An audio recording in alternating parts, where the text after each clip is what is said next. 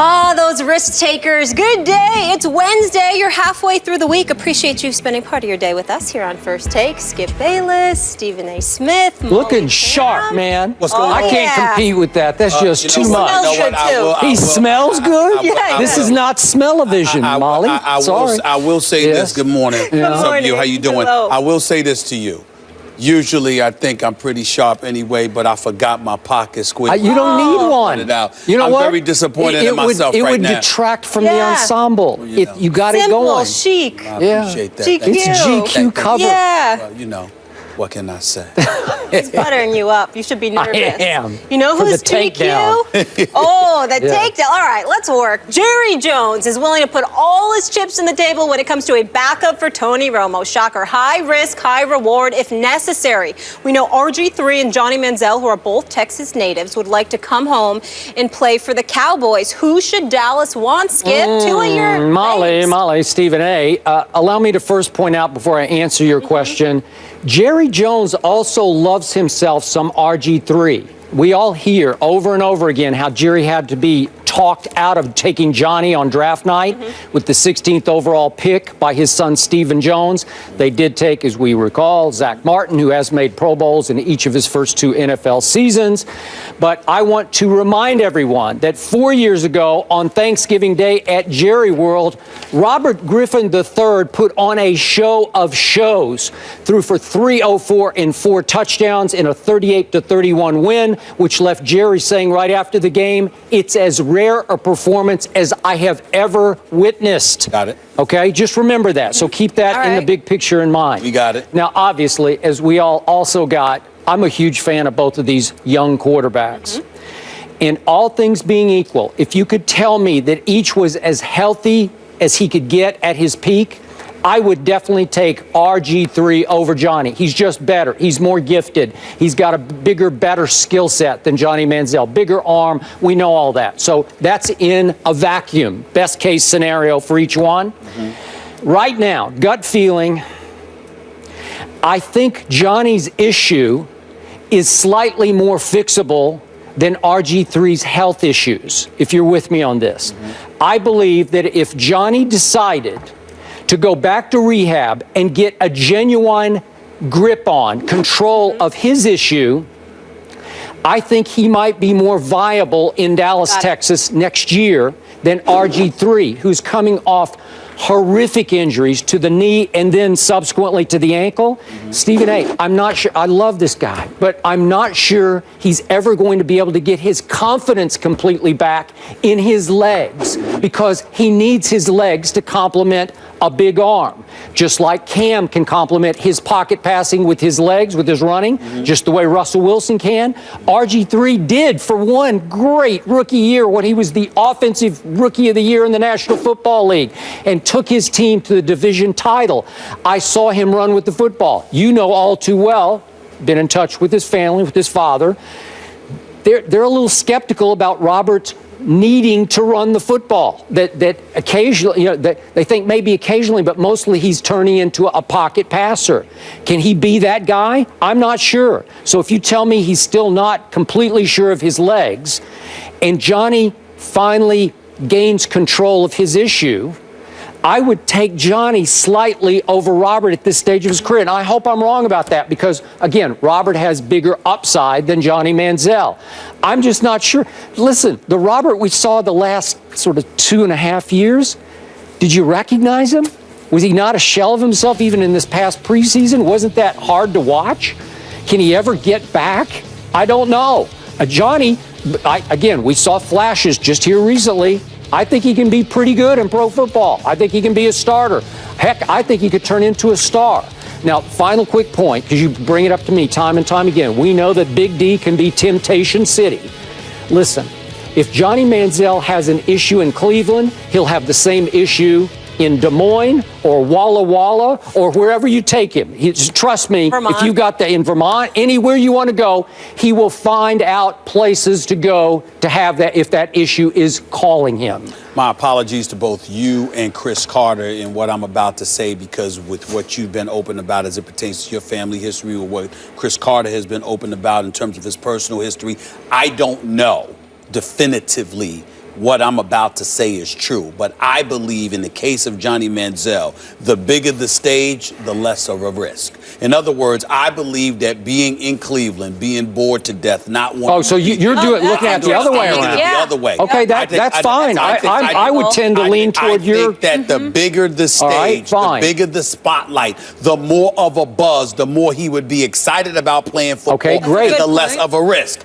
I thought you said, though, in Dallas that he's being pulled every direction by temptation. No. I was saying to you, Temptation City. Yeah. In other words, Miami, Dallas, places like that. But Johnny Manziel is one of those individuals I believe has a better chance of flourishing in there and fighting off his demons there than he does. I'm with you on that. He can walk out in the street and have something interesting to do. Got it. Whereas you're looking for something to do and where he's at, and he's not excited and doesn't want to be there anyway, and that's what gets him into trouble just as much as anything else. That's just an opinion. It's not an informed one because I don't know. That's just what I suspect in talking to him, being around him, knowing people that he knows, knowing the streets the way that I do, etc. Having said all of that, to me, there's nothing to think about in terms of Johnny Manziel compared to RG3. First of all, I don't know why Colin Kaepernick hasn't been thrown into that equation. I know he would have to be traded, etc. But I'm looking at Colin Kaepernick is somebody that the Dallas Cowboys should be looking at. I think Colin Kaepernick is somebody the Jets should be looking at. I think a lot of teams should be looking at Colin Kaepernick. But you would have to trade. Right. Exactly. See, Jerry's looking at free money here, right? Like they could be on the open free money. Yeah, right. Johnny Manziel, remember, he's got to be let go. You see what I'm saying? We're anticipating that's going to happen we as well. Yeah. Okay, but here's the deal. Johnny Manziel, RG3. I'm going RG3 all day. All day. And there's no if. There's no if for me. Because, see, to me, RG3 sitting out this year has had nothing to do but rehabilitate himself physically. The more physically able he is, the more I think his confidence would elevate. Not to mention the fact that combine that with RG3 having something to prove, being highly motivated, having to sit. Does anybody have any idea how difficult it is for RG3 right now to sit there and watch Kirk Cousins play the way that he's playing? And more importantly, watch a franchise that was once his literally be snatched away from him while he's still there. To have players who were supportive of him, who rallied behind him, who looked at him as the franchise, ultimately resent him a little bit, not all of them, not even most of them, but some of them, and then to gravitate to Kirk Cousins the way that they did. And then to watch Kirk Cousins go out there and perform the way that he's performed. Let's give credit where credit is due. Kirk Cousins has had a hell of a season. He has balled, particularly these last 8 games where he's only thrown 2 interceptions, for crying out loud. He has been fantastic, complete 70% of his passes. Nobody in the Redskins history has done that since Sonny Jurgensen, 1970. This guy has been very, very impressive, and Jay Gruden deserves a lot of credit too. But the reality is clear. RG3 has had to sit there and literally watch in person all of this transform before his very eyes. Talk about a hit to an ego. So I think this guy is going to be highly motivated. I think he'll be physically capable because I think his health issues will be addressed because he's taken no punishment. He hasn't even had to do anything. He hasn't had to do anything. All he could eat. This dude is literally getting paid to go to the weight room and the trainer's room every day. And it doesn't even have to put on a uniform. And he's walking around and capable of playing just fine. They say, oh, hell no, we ain't playing you that $16 million. We don't want you playing at all. We ain't risking you getting hurt because then we'd be obligated to pay you. So they're not doing that. So the RG3, they didn't let him go. They made him sit there, take this, soak this all in, and now you have an opportunity to go elsewhere. And last but not least, let's also say this. You playing for the Dallas Cowboys, you'll be within the division. That's another source of motivation, okay? Absolutely. And from a character, listen. That's a good point. I like Johnny Manziel a lot. I root for him. I wouldn't take a chance on him right now because he's got to show me that he's committed because you're the quarterback, it's the most important position. But I root for him. I don't root against him. I got a lot of love for this young brother. I like Johnny Manziel a lot. But character-wise, he's not even in the class of RG3. RG3 don't have these problems. No. RG3, one of the things that's gotten lost in all of this, which is why so many people in the nation's capital were really put off by the treatment of Jay Gruden towards RG3. I agree. Is that although RG3 didn't handle his celeb in an ideal fashion, and although he's guilty of all of that, from a character standpoint, what did this guy do? He didn't break any laws. He didn't get in any trouble. He didn't do a lot of things that a lot of these guys do.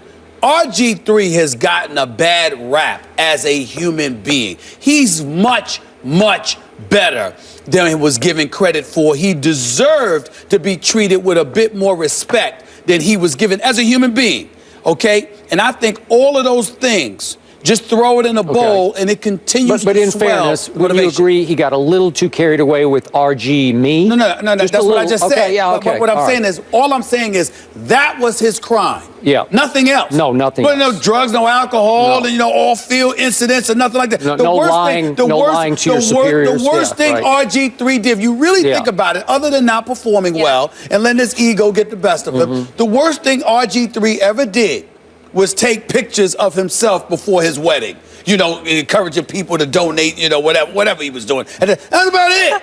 That's about it. He's done nothing. Yeah. He's done, and we talked about him, some not us, but a lot of people talked about him like he was a dog. I don't mean that literally. I'm just saying, metaphorically speaking, you just talked down to him like he was some bad guy, and he wasn't. Okay, got it. Now, I remind you, I'm the one who went on record before his draft and said he would be better than Andrew Luck. Yes. So that's how much I believed in RG3. And he backed me up in his rookie year. Yep.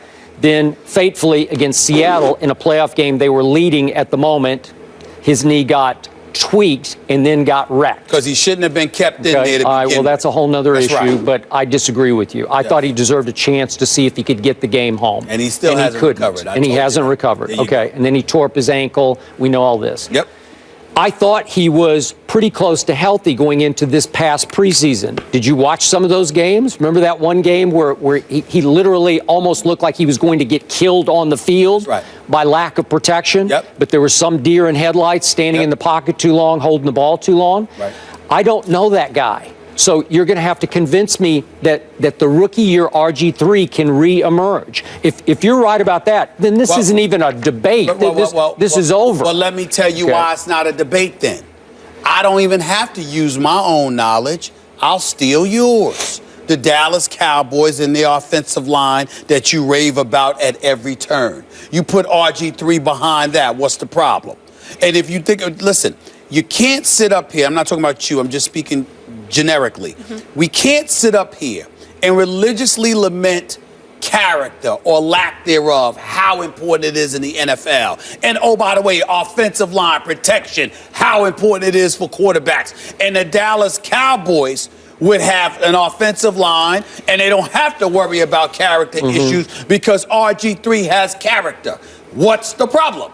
Either those things matter or they don't. Okay, my problem is you have to continue to consider yourself a running quarterback. And the father indicated, I don't want my son to run anymore. Well, listen, I think Daddy RG3 has learned. RG2. RG2. Daddy Griffin. Daddy Griffin, Official Daddy RG3, Griffin. whatever you want to call him. Now, but respect. Right. The bottom line is this. I think he's learned his lesson. Okay. In terms of, listen, your Visiting the son locker room. is getting paid to go out there and play a man's game. He's no longer a young man or a boy coming from Baylor. He's a grown man. And that, I don't think the problems that existed in Dallas, look, they're smart. RG3 and his family, they're intelligent people. They are. And I think that this is one of those situations where you're going to learn from your mistakes, and that's that. He has to run some read option to complement the pocket passing. If he remember how he used to gash people when he was a rookie with the read option? I don't think that's his problem. I think what he was saying is I don't want my game to be defined by it or to completely depend on it. Well, let's use it as an option. I think he'll use it as an option. I think he'll be fine. Then the next thing you have to do, maybe the last thing you have to do, is learn to slide. I never saw him learn to slide. You'll be all right. That was ridiculous. You'll be all right. Okay. So essentially, you would both go RG3, but the injury concerns. So it's kind of Johnny by default, and then obviously he has to deal with his demons. I'm going with him. All right, let's move on here. A guy who doesn't need to worry about the backup tag. Before the